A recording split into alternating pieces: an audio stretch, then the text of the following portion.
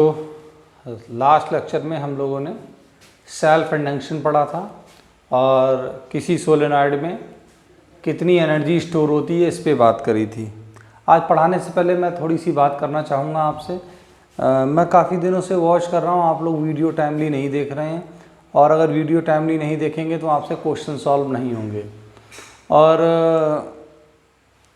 Exactly ऐसा भी नहीं है कि आप लोग पढ़ाई कहीं और से कर रहे हो इसलिए वीडियो नहीं देख रहे हैं, क्योंकि जैसी हालात है, मैं जैसे क्वेश्चंस पूछता हूँ बच्चों से फ़ोन कर करके उसके जवाब नहीं मिल पा रहे, तो इसका मतलब ये है कि आप पढ़ाई नहीं कर रहे हैं।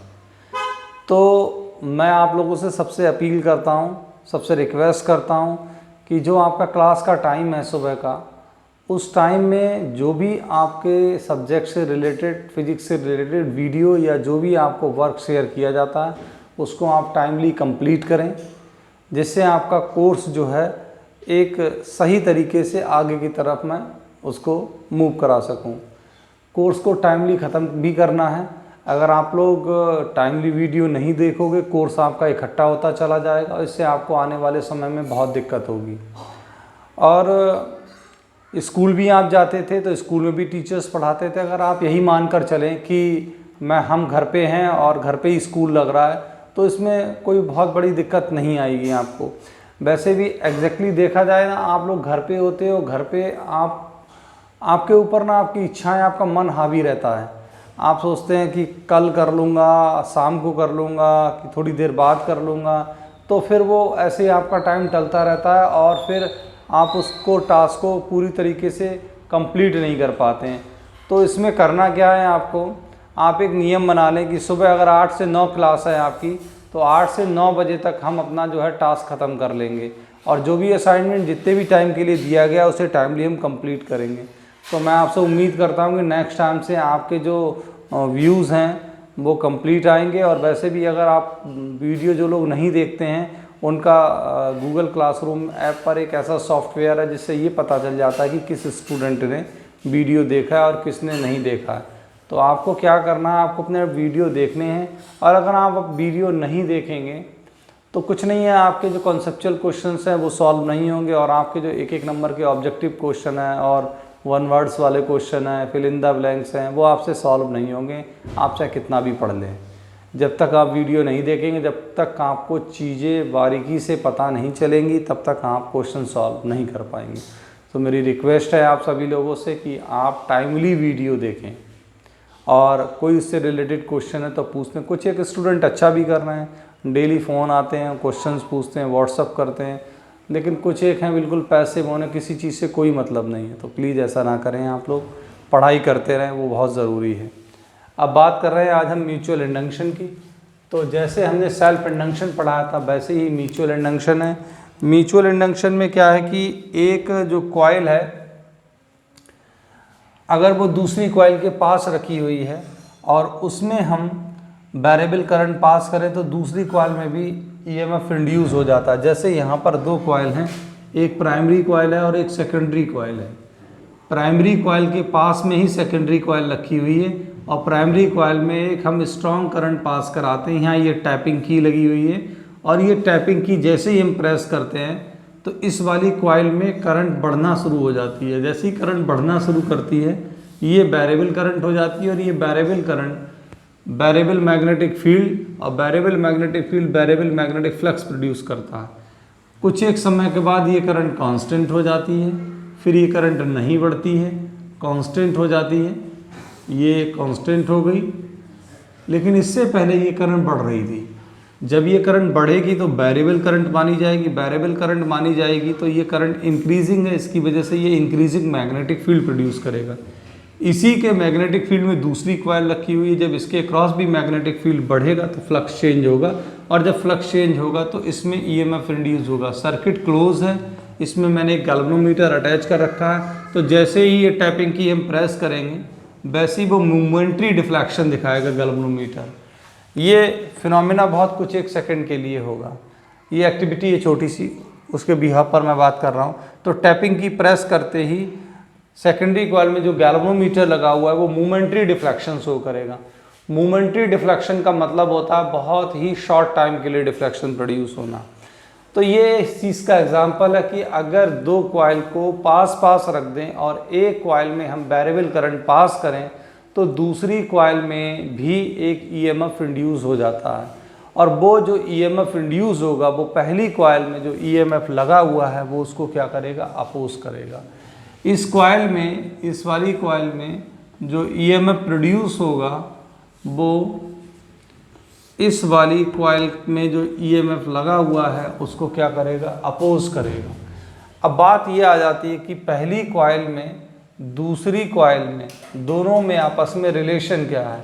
अगर पहली कॉइल में वेरिएबल करंट पास हो रही है तो दूसरी कॉइल में भी ईएमएफ इंड्यूस होगा, और अगर दूसरी कॉइल में वेरिएबल करंट पास हो रही है तो पहली कॉइल में भी ईएमएफ इंड्यूस होगा। तो ये बात हो गई एक दूसरे की वजह से ईएमएफ इंड्यूस होना। जब एक दूसरे की वजह से ईएमएफ इंड्यूस होगा तो यही फिनोमिना म्यूचुअल इंडक्शन कहलाएगा।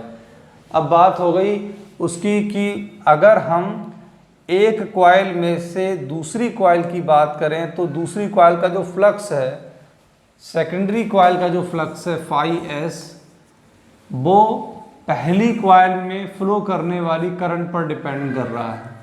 सेकेंडरी कॉइल का जो फ्लक्स है वो पहली कॉइल में पास होने वाली करंट पर डिपेंड करेगा, और ऐसी स्थिति में अगर ये करंट वेरी करेगी तो सेकेंडरी कॉइल में भी फ्लक्स वेरी करेगा। तो जो फाई एस है वो सेकेंडरी कॉइल के अक्रॉस फ्लक्स है, और यहाँ पर एक कांस्टेंट अराइज हो जाता है, और इस कांस्टेंट को हम बोलते हैं coefficient of mutual induction, where m is a constant. It is called coefficient of mutual induction। अब बात आती है सेकेंडरी कॉइल में ईएमएफ कितना प्रोड्यूस होगा। तो फर्स्ट कॉइल में जो फ्लक्स है और सेकेंडरी कॉइल से लिंक्ड जो फ्लक्स है वो लगभग एक ही जैसा होता है।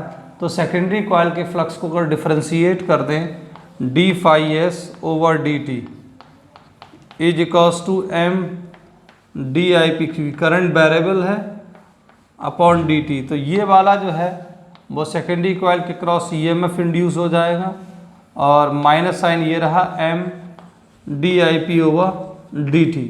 तो यहाँ से माइनस साइन ये इंडिकेट कर रहा होता है कि ये पहली कॉइल के जो सोर्स ईएमएफ है उसको अपोज करेगा। तो यहाँ पर जो ई एस है सेकेंडरी कॉइल में जो ईएमएफ इंड्यूस हुआ है इसकी वैल्यू होगी M D I over D T. इसको जनरली हम इस तरीके से भी लिख सकते हैं E equals to minus M D I over D T. ये इस बात को बताता है कि जो सेकेंडरी कॉइल में ईएमएफ इंड्यूस होगा वो पहली कॉइल में चेंज होने वाली करंट को क्या करेगा, अपोज करेगा। Negative sign signifies that the EMF induce in the secondary coil is always oppose to the change in current in the primary coil. तो डियर स्टूडेंट, ये बात थी म्यूचुअल इंडक्शन की। कोएफिशिएंट ऑफ म्यूचुअल इंडक्शन की अगर हम बात करें, अब हम कोएफिशिएंट ऑफ म्यूचुअल इंडक्शन की बात कर रहे हैं, तो कोएफिशिएंट ऑफ म्यूचुअल इंडक्शन क्या होता है। तो कोएफिशिएंट ऑफ म्यूचुअल इंडक्शन बिल्कुल हम उसी तरीके से डिफाइन करते हैं जिस तरीके से हमने कोएफिशिएंट ऑफ सेल्फ इंडक्शन को डिफाइन किया था। तो m की जो वैल्यू होती है वो माइनस ई के बराबर हो जाती है। कब? जब प्राइमरी कॉइल में चेंज होने वाली करंट की value unit ampere per second हो। अगर प्राइमरी कॉइल में 1 एम्पियर पर सेकेंड करंट जो है चेंज हो रही है तो इस कॉइल का या इन दोनों कॉइल का जो म्यूचुअल इंडक्शन कोएफिशिएंट होगा वो इसमें प्रोड्यूस होने वाले ईएमएफ के बराबर होता है। इसका यूनिट भी हेनरी होता है। अब हम बात करें अगर ट्रांसफार्मर की, जितने भी ट्रांसफार्मर हैं वो दो कॉन्सेप्ट होते हैं, सिंपल से दो तरीके से काम करते हैं। कॉन्सेप्ट एक ही होता है, दो तरीके से काम करते हैं। एक लो वोल्टेज को हाई वोल्टेज में बदलता है और एक हाई वोल्टेज को लो वोल्टेज में बदलता है। तो जो ट्रांसफार्मर होते हैं वो उनका जो प्रिंसिपल होता है वो परफेक्टली म्यूचुअल इंडक्शन पर बेस्ड होता है। तो म्यूचुअल इंडक्शन का मतलब ये हुआ कि एक कॉइल में करंट हम चेंज कर रहे हैं, दूसरी कॉइल में अपने आप करंट इंड्यूस हो रही है। तो ये जो है एक दूसरे की वजह से म्यूचुअली करंट और ईएमएफ इंड्यूस करते हैं, तो यही फिनोमिना हमारा म्यूचुअल इंडक्शन कहलाता है। कल हम यानी नेक्स्ट लेक्चर में हम दो कॉइल को एक ही कोर पर कपल्ड करेंगे और हम देखेंगे कि उन दोनों कॉइल में जो म्यूचुअल इंडक्शन है वो किस पर डिपेंड करेगा। यानी हम दो ऐसी कॉइल को स्टडी करेंगे जो एक ही कोर पर बाइंड होगी और हम उनके म्यूचुअल इंडक्शन यानी कोएफिशिएंट ऑफ म्यूचुअल इंडक्शन को स्टडी करेंगे। तो डियर स्टूडेंट, इसको रिवाइज कर लें हम, और जो मैंने आपको बोला हुआ है उसका आप ध्यान रखें। अगर आप इसको टाइमली रिवाइज नहीं करेंगे तो आपको आगे क्वेश्चन सॉल्व नहीं होंगे और समस्याएं बढ़ती चली जाएगी। जितना कोर्स आप कलेक्ट करते जाइए, जितना इकट्ठा होता जाएगा, उतनी समस्याएं आपकी बढ़ेंगी। सो प्लीज़ टाइमली अपने टॉपिक को कंप्लीट करें, और टाइमली कंप्लीट करेंगे तभी आप क्वेश्चंस पूछ पाएंगे। तो मैं आपसे बार बार यही रिक्वेस्ट कर रहा हूं कि आप अपने वीडियोस को रोज़ टाइमली जो है फिनिश करें। Thank you so much.